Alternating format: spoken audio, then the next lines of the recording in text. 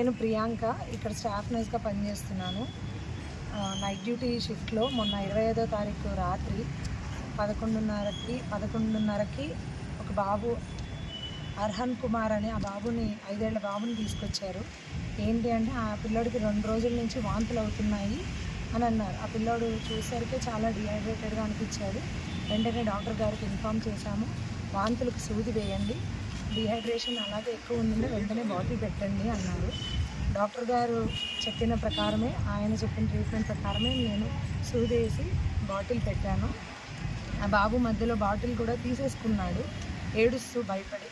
వాడికి మన పిల్లల్ని ఇంట్లో పిల్లలకి ఎలా చెప్తామో అలాగే నాన్న బాటిల్ తీసుకోకూడదు, నీకు బాగాలేదు పెట్టుకోరా అన్నట్టుగా, కొంచెం సూది వేస్తాను చూడు అన్నట్టుగా చెప్పి పెట్టాను. వాడు సైలెంట్గా పెట్టుకున్నాడు. 1 అవర్లో బాటిల్ అయిపోయింది.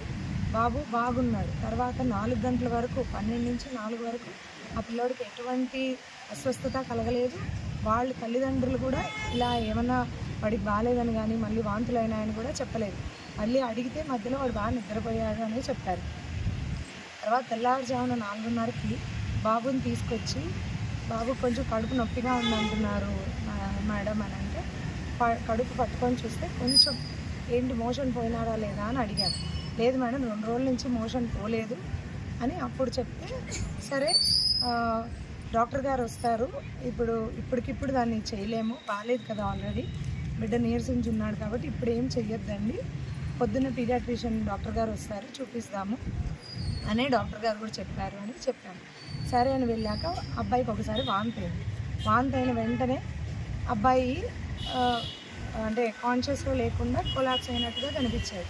వెంటనే డాక్టర్ గారికి ఇన్ఫామ్ చేశాను. డాక్టర్ గారు వచ్చి చూసి బిడ్డ ఇంకా అంటే లాస్ట్ మినిట్లో ట్రై చేశారు డాక్టర్ గారు కూడా, ఎంత మటుకు ఒకవేళ డిహైడ్రేషన్ కరెక్షన్ చేద్దామని ట్రై చేశారు కానీ బిడ్డ మాత్రం దక్కలేదు. ఇది జరిగింది. మేము మా డ్యూటీ సమయంలో ఇంతవరకు ఎప్పుడు కూడా మేము నిర్లక్ష్యంగా ప్రవర్తించలేదు. మా శాయశక్తులా మేము చేయగలిగిందల్లా ఇక్కడ ఉన్న వసతుల మేరకు ఉన్న దాంట్లో మేము పూర్తిగా 100% చేస్తున్నాము. అది జరిగింది అంటే అది కావాలని చేసిన సన్నివేశం అయితే కాదు. డాక్టర్ గారు చెప్పిన మేరకు నేను ట్రీట్మెంట్ ఇచ్చాను, అంతవరకే జరిగింది. ఇది నేను ఎవరికి ఉద్దేశించి కాదు, ఎవరిది తప్పు అని చెప్పడానికి కాదు, నా బాధ్యతగా నేనేం చేశానో మీకు తెలియజేయడానికి ఈ మాధ్యమాన్ని ఉపయోగించుకుంటున్నాను. దయచేసి మాకు అన్యాయం చేయొద్దు అని మీకు తెలియజేసుకుంటున్నాను. కాంట్రాక్ట్ బేసిస్లో 5 ఏళ్ళుగా ఇక్కడ చేస్తున్నాము. కాంట్రాక్ట్ బేసిస్ అంటే మాకు ఎటువంటి వేరే వేతనాలు కూడా ఉండవు. మాకు వచ్చిన చిన్న జీతంలోనే మా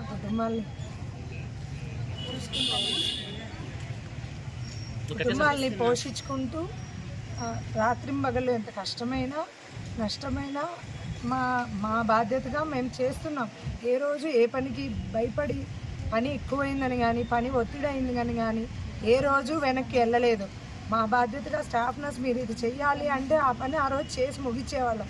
సెన్సస్ వేయడం కానీ ఏది ఎప్పుడు అడిగినా మేము వెనక్కి తగ్గలేదు. అలాంటిది ఈరోజు మేము రాత్రింబగళ్ళు నెల మొత్తం ఒక నైట్ డ్యూటీ చేయాలండి. మనిషికి చాలా ఇబ్బంది, ఆరోగ్య సమస్యలు వస్తున్నాయి ప్రతి ఒక్క స్టాఫ్ నర్స్కి. కానీ రాత్రంతా మేల్కుంటాము, అలా అందరూ మేల్కోరు హాస్పిటల్లో. మేము ఖచ్చితంగా మేల్కొని చేస్తున్నాం. మా ఆరోగ్య సమస్యలు ఎలా ఉన్నా కూడా మేము చేస్తున్నాం. కానీ ఇప్పుడు ఏదన్నా ఇలా అయినప్పుడు పూర్తిగా మా చిన్న ఉద్యోగస్తులు కానీ మా మీద నెట్టేసి మమ్మల్ని బలి చేయాలని ప్రయత్నిస్తున్నారు. ఇది న్యాయం కాదు అని విన్నవించుకుంటున్నాం అంతే. దయచేసి దీన్ని పరిగణనలో తీసుకొని ప్రాపర్గా మీరు ఎక్కడ ఏం జరిగింది అనేది ప్రాపర్గా మీరు ఎంక్వైరీ చేసి విశుద్ధి పెద్దవాళ్ళు కూర్చొని ఏది ఎలా జరిగింది న్యాయమా కాదా అని చూసి దాన్ని బట్టి రిపోర్ట్ ఇవ్వాల్సిందిగా కోరుకుంటున్నాం.